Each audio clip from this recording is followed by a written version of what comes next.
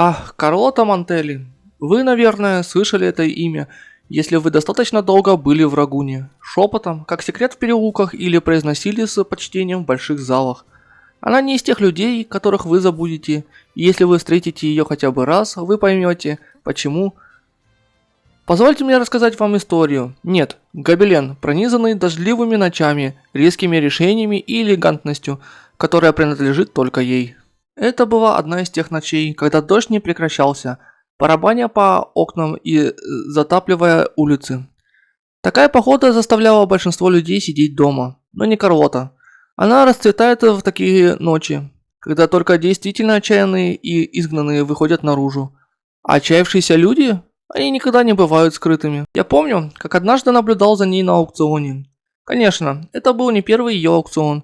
У нее была такая манера командовать залом, не говоря ни слова. Ее присутствие было похоже на глаз бури.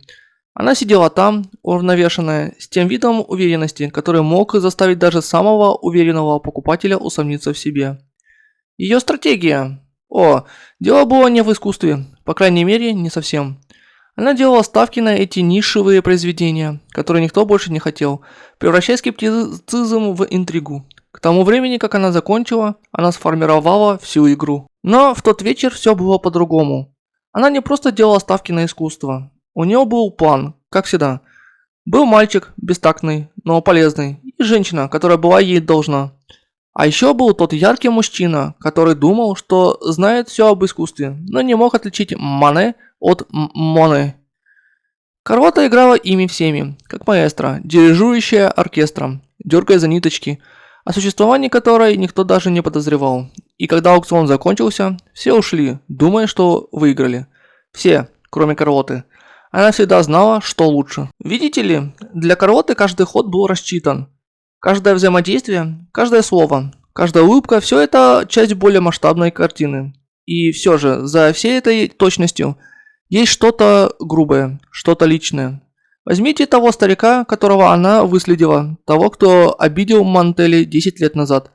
Он думал, что может вечно скрываться, но Карлота не забывает.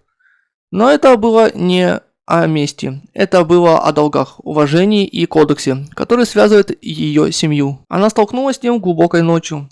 Дождь все еще лил. Ее слова были такими же острыми, как хрустальный пистолет в ее руке. Если говорить откровенно, я здесь от имени Монтелли, чтобы прочитать вам ваш посмертный некролог.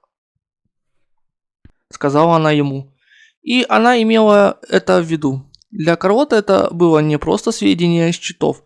Это было о том, что значит быть и Монтелли.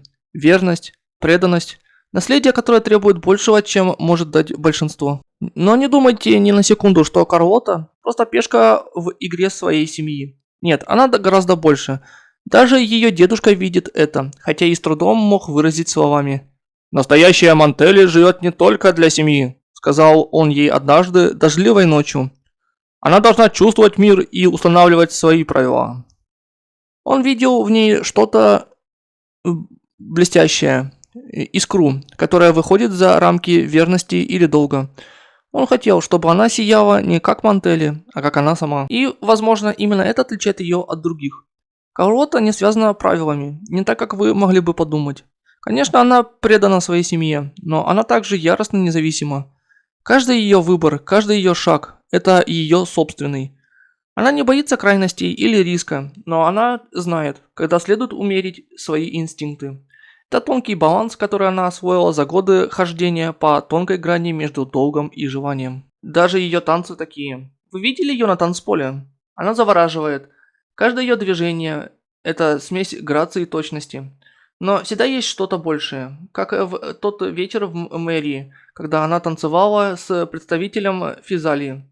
Для нетерпеливого глаза это был просто танец, но для тех, кто знал лучше, это была битва. Смертельный вальс слов и движений, каждый шаг, тонкий маневр, каждая улыбка, тщательно завуалированная угроза. К концу она переломила ход события в свою пользу, как всегда. И все же, несмотря на все свое совершенство, Карлота не лишена недостатков. Те, кто знает ее лучше всех, называли ее чрезмерно идеальной. И, возможно, они правы. Но она старается. Медленно она учится отпускать, быть менее сдержанной. И есть один человек, который, кажется, выявляет эту ее сторону. Кошачий глаз. Как она любит его называть. Он шел рядом с ней, бросал ей вызов, видел ее так, как мало кто другой видел. Она не говорит об этом прямо, но видно, что она ценит и его. Может быть, даже больше, чем она осознает. Сейчас Карлота другая. Она все та же элегантная, расчетливая женщина, но теперь в ней есть мягкость. Она начала искать частичку себя, которая существует за пределами Мантели.